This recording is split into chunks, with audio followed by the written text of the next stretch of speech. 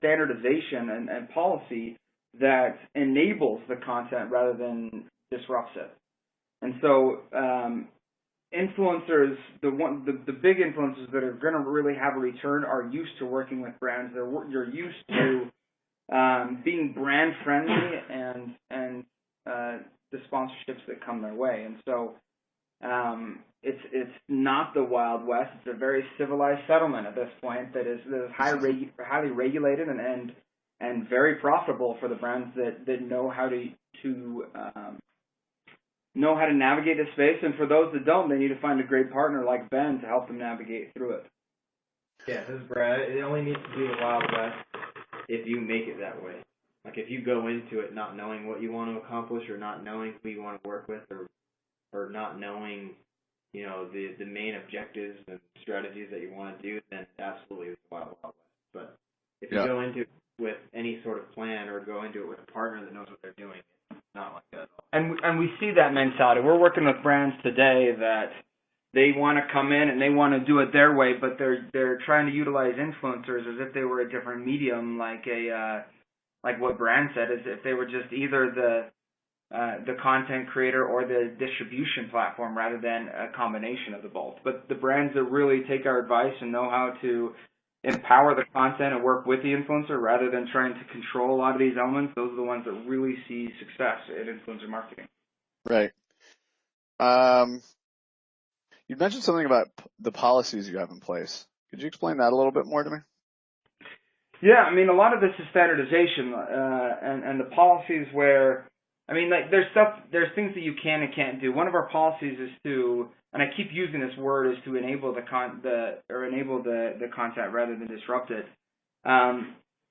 We start this way with every brand and with every client that we talk to. Is our policy here is that we don't come in and we don't disrupt what the influencer is already trying to do. We enable it.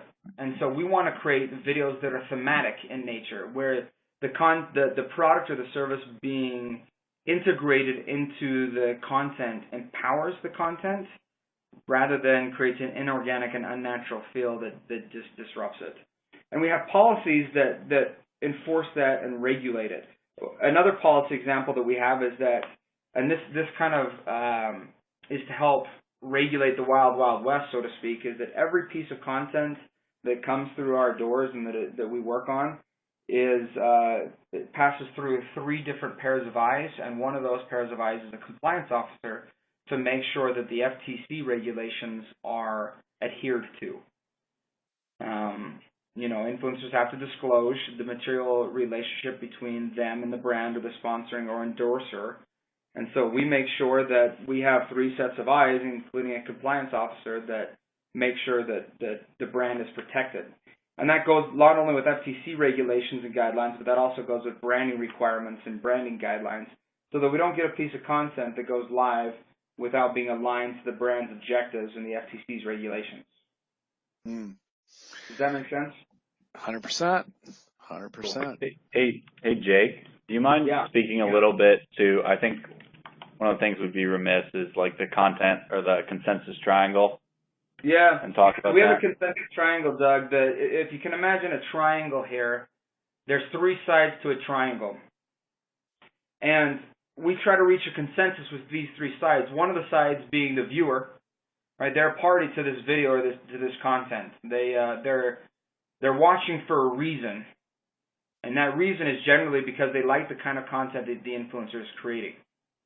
So one side of this triangle is the viewer. The other side, of course, is the influencer. They're in this for a reason. It could be for artistic control, to distribute their content, of course, to be in a financially beneficial relationship or whatnot, but the influencer is another part of this triangle. And then finally, the last side, and we like to call this the baseline, is the brand. They want to reach the influencers through the content creators, through the influencers, and they definitely have a stake in the interest of this content as well. So we've got this triangle with these 3 parties, and they have to reach consensus. And so the brand should not come in and, again, demand some sort of branding requirement that disrupts or interrupts the content, but rather empowers it through, empowers the creative process. A good example of this